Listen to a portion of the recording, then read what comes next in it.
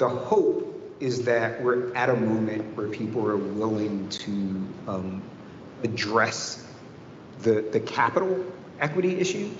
I had a conversation with a potential funder one time, and he said, when we talked about the cost of our programs, your programs have a really high cost.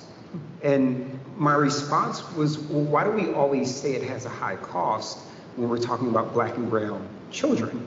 And I asked him where his kids went to school. And when he told me his kids go to a really expensive private school. So my response was, you obviously understand the relationship between cost and quality of education. Why does cost become a problem now when we talk about Black and brown kids? The hope is 2020 is a moment where people are accepting of, we need to actually invest in this. Because if we're truly investing, and I mean investing money, let me be clear, because in education and in nonprofit, people talk about investing in different ways.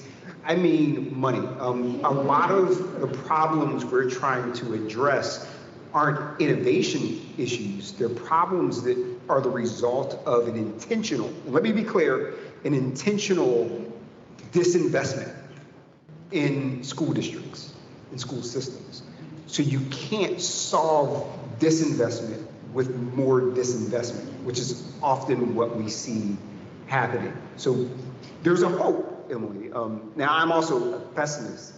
So I'm while there's a hope, the reality is we've seen moments like this. You know, I think that historically, maybe we lose sight of the fact that there have been moments where issues around equity in school districts and race and gender and things like that have been brought to the forefront.